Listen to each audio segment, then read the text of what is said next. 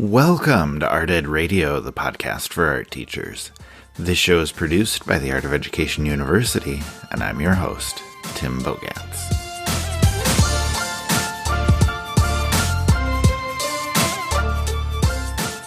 Later this week, NAEA will be holding its annual convention, which will be virtual, of course.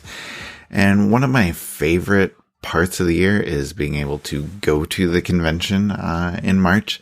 And this will be the second straight year without an in-person event due to the pandemic. However, after canceling everything last year, the virtual event that they're putting on this week and weekend is something to look forward to. You know, it's obviously not the same as being together with thousands of art teachers. You know, the learning is still going to be there. You'll still get to see presentations, but you miss out on those connections, those conversations, the time in between where you're running into people that you're familiar with or people that you know, and being able to see them face to face and chat with them. And even though we don't have that this time, I still hope that the convention will be worthwhile. And don't get me wrong, like, not seeing our teachers we like to connect with is obviously way down on the list of things we've missed out on during the last year. But at the same time, there's still a twinge of regret that we aren't able to get together. We aren't able to be with the people we know, to be with the people who do what we do and understand what we do. And so I was hoping to make one of those connections, and my guest today is Janine Campbell. Janine is an art teacher from Michigan who does just so many incredible things. A couple of weeks ago, I was thinking about all the things that she had been doing in her classroom, all the things that she's sharing online, and I realized that I wouldn't be able to catch up with her at NAEA and ask her about all of those things. So we're doing the next best thing. We are talking together on the podcast.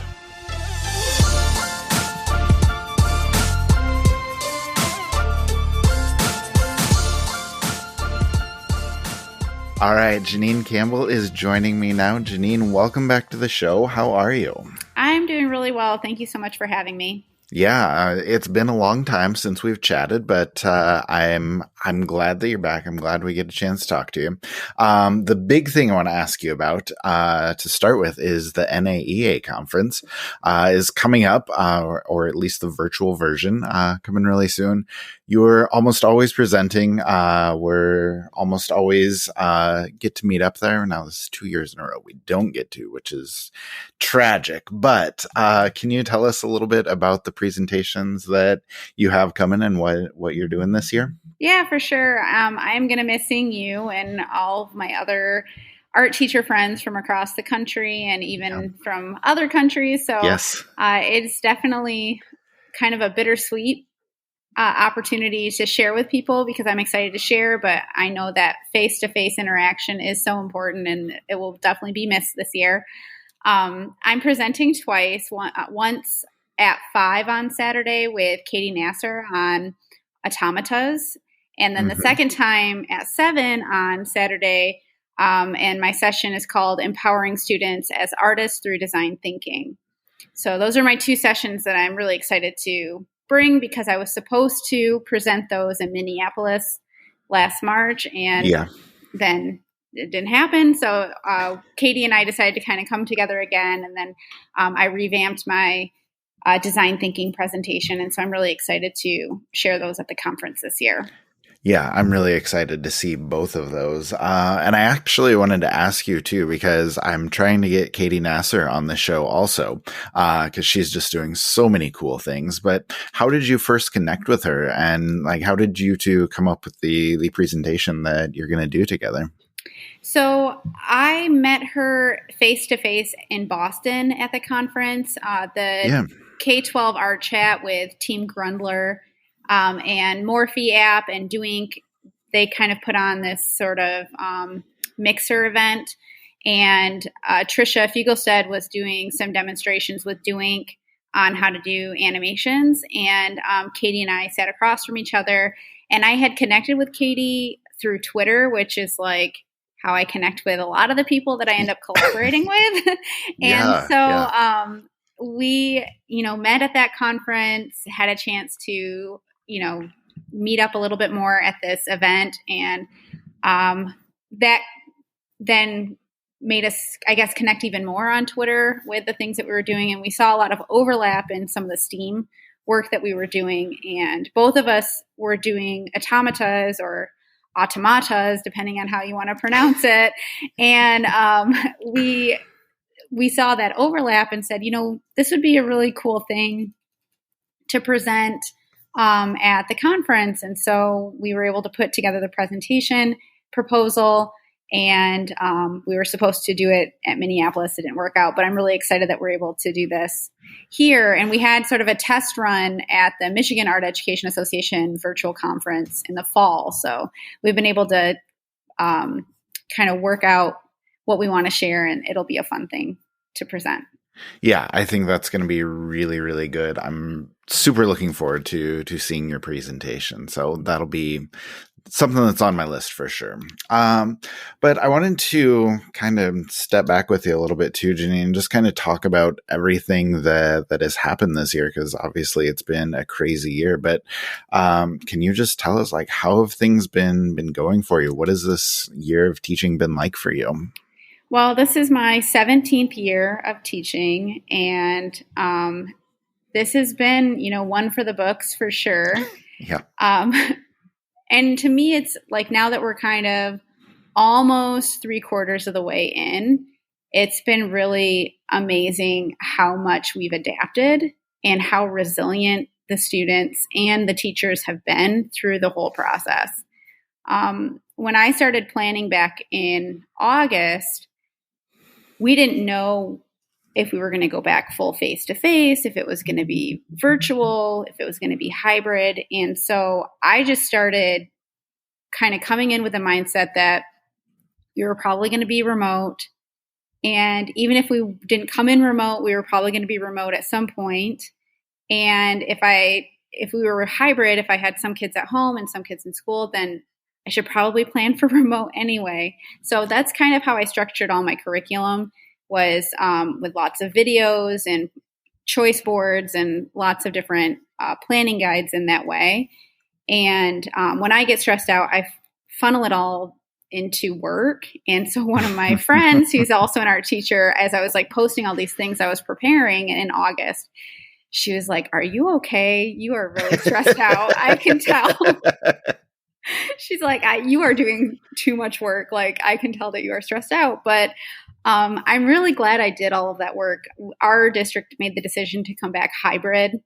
And having all of those videos and all of those resources kind of already in the can, it allowed me to continue on with what I would be doing face-to-face, and the kids were able to do it at home. And then we went back full face-to-face, and I was still able to use those tools because, as an art teacher, how important it is to do those demonstrations and get close to kids. Yes. You can't do that while social distancing, but you can do that through video medium. And so having all those tutorials that show that up close still allowed me to have that direct instruction and that connection with kids. They got to see me without my mask on in the videos. But we were able to maintain social distancing. And when we did go, we ended up for a couple weeks going fully remote before going back to hybrid, before now we're back full face-to-face, and we have been for quite a while. It allowed for all of those different iterations to kind of just be smooth. So I'm really glad that I did all of that work, because it, first of all, helped me funnel all of that nervous energy into something productive. But it also allowed it so that I wasn't missing a step, my students weren't missing a step, and we were all basically be able to maintain the content and things, choice, and things that we were able to do if it was a normal year. So that's kind of been a surprise for me that it actually worked out in terms of the content. Yeah, for sure. Yep. So let me ask you too, like, obviously the video part is a big change from what you've normally done. And, that may or may not stick with you, in the future years. But like, are there other things that you were kind of forced to change? Like, do you feel like teaching has been super different this year, or has a lot of it stayed the same for you? So I'd say the biggest change has been use of supplies and management of supplies. Um, Yeah. Again, as an art teacher and the people who are listening know, like you have to be frugal with your money because it's scarce. Yes. Yes. And when I started thinking about the amount of stuff we have and how it's all shared, like everything is shared, Hmm. that was kind of a big wall that I had to burst through. And luckily, I have a really great administration who is very supportive of us, within reason, purchasing the things that we needed to maintain the curriculum that we normally would be able to do. So I was able to get the supplies that I needed for students so that they had their own little kits.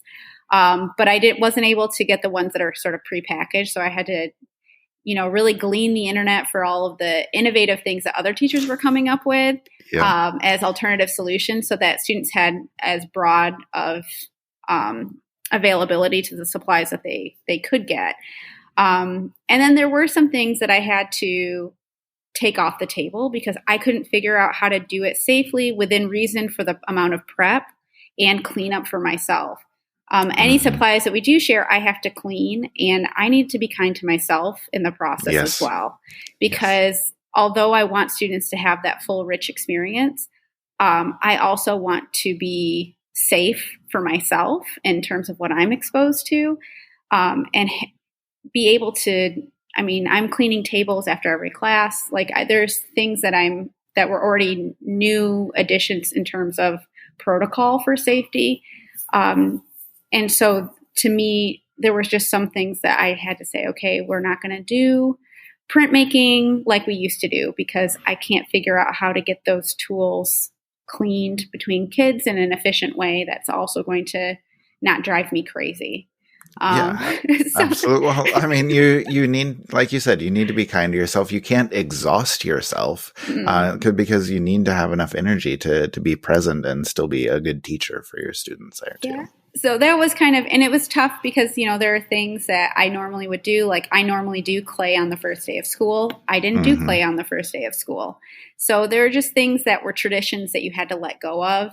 But then there are new things that figure out. And then there are things that do stay the same. Like, yesterday I had a student come up to me and she confessed that she was actually really dreading my class because she knew that we Hmm. were doing skill builders dealing with the figure in portraits. And she's like, I knew I just can't draw people. And she's like, but the skill builders allowed me to realize I can draw people. And Yes. so those moments are still there. And so we're distanced and they're learning it in a different way, but those connections are still being made. And really, the amount of product that students are creating is crazy. We reached our typical Artsonia gallery submissions. Yeah. What we normally would do in a year, we did in half a year Wow. because kids are just producing so much work. And I don't know if it's because they need that outlet. I don't know if it's because of the way that I've structured my class this year. There are so many different options and videos that kids are just kind of going through them. I don't know if it's because they have more time on their hands because some other activities aren't available to them. But the amount of work that kids are doing, at least in my classroom, has been really profound. And the quality has been really, really good as well. We just got our scholastic results, and we had 22 works recognized this year with 2 Wow. gold keys that are going to go on to the national competition. And we'll find out in March how they do, but it's really on par with how we would do in a regular year, in terms of, if anything, it's above average of what, for the decade that I've been participating that we do with student work. So they've really, continued on that excellence expectation for themselves to be creative and try new things and then apply those skills to make the work that they want to make. Yeah, that's awesome. Well, and I think it speaks highly of you too, where just like you are creating those connections, you're giving kids the opportunity, and as to why they're making so much work, like nobody knows. We've never been through this before, but my best guess is just like all of the above. Like they have time, they're making the connections, they're doing things that interest them, and you're obviously getting some good results. So I think that's awesome. There's one project that I wanted to ask you about. I saw a lot of them that you had posted on social media. Like one of my favorite things that I saw was the Google drawing mosaics that you had your kids doing. Like they did just some incredible work. So can you talk about sort of what that project is, how you developed it, and maybe just kind of talk us through the process of creating those mosaics? Yeah, so I'm really lucky to have, a great professional learning network, and on the online Art Teachers Facebook group, which if you're not a part of, like, rush to be a part of that group because people on there are super generous. And somebody else started sharing ideas, and I was like, this is phenomenal. This is such a great method and great historical connections and just really interesting use of that tool. And then I found a quick tutorial just by like searching on YouTube. And then I was able to adapt that to fit the needs of my students. There's another teacher from Michigan. Her name is Jane Montero. And she was doing she does amazing things with Google Drawing, like so many creative things with collaboration and then just lots of exploratory stuff. So I've taken a lot of inspiration from her.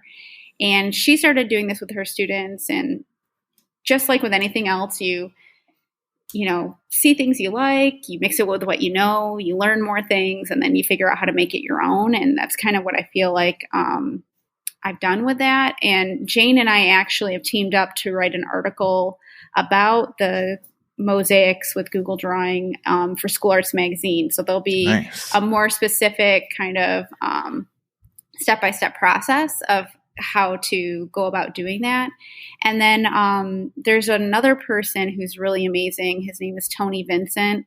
And I had the opportunity to go to ISTE online this fall because of the NAEA cancellation. I was able to use some funding from that to go to that conference. And he has a website called Shapegrams. And he did a session about using Google Drawing to create drag and drop activities for students. And that allows them to collaborate and then also still maintain social distancing. So when we were remote, I had students get into breakout rooms and work together to categorize art on a spectrum of realistic to abstract. So I had like a sort of a continuum and then a bunch of art pieces. And they were able to drag and drop these together and work collaboratively on that. And then we also did some collaborative Google drawings with non-objective abstraction, where when we were in hybrid, kids were at home and kids were in the classroom. So everybody would go on Zoom, and then I'd put them in breakout rooms that way, and kids were able to collaborate.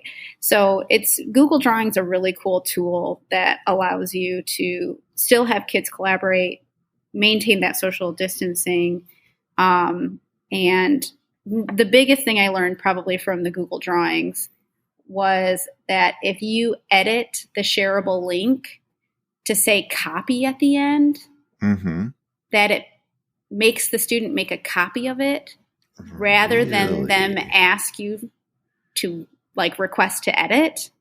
Nice. And I was just so blown away. Right. That's how I'm feeling right now. Yes. It's not anything anyone ever told me. And so I was mad for quite a while about who was keeping this secret for all of these years.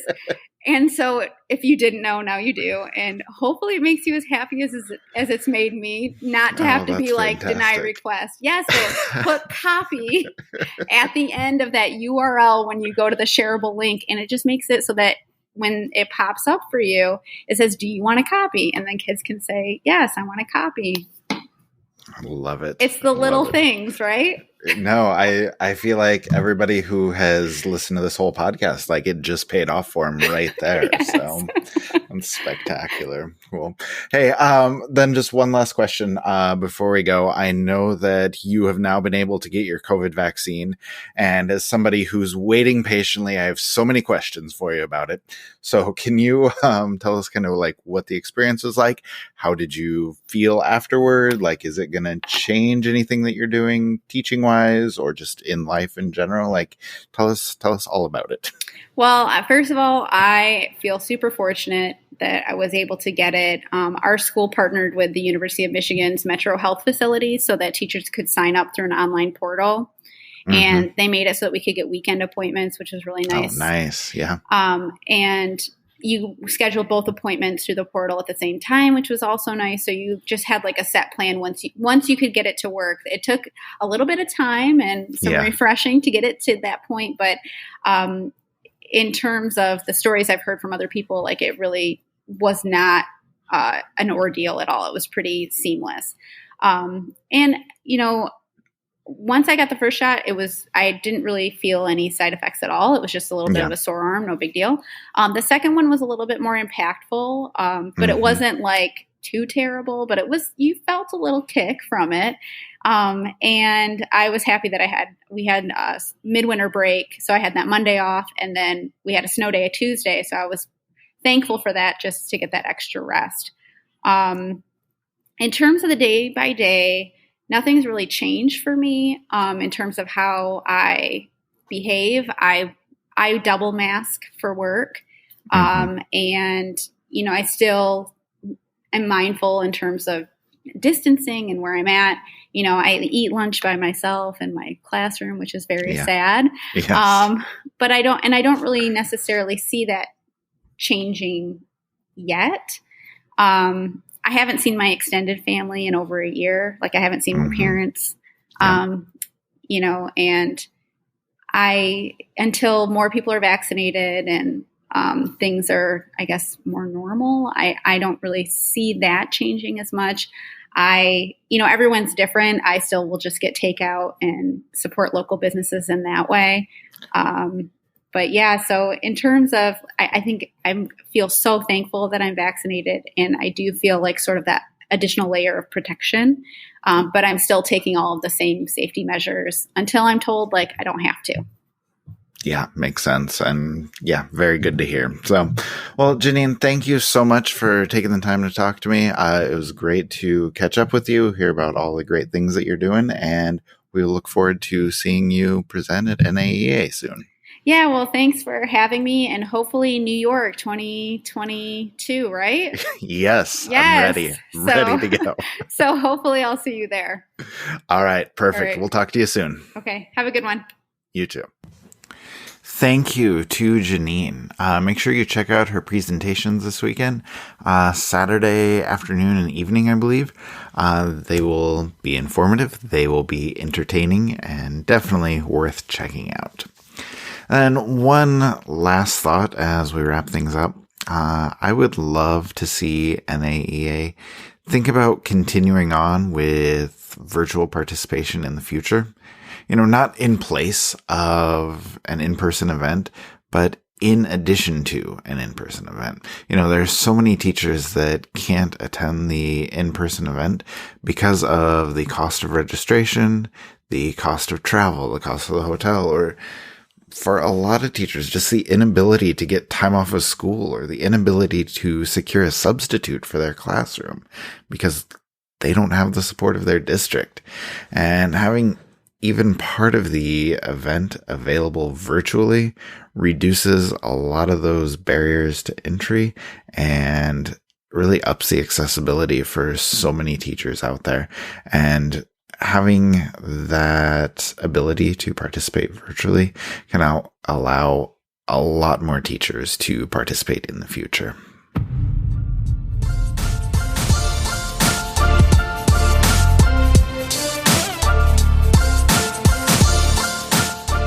Art Ed Radio is produced by the Art of Education University with audio engineering from Michael Crocker. Hope to see you at the convention later this week.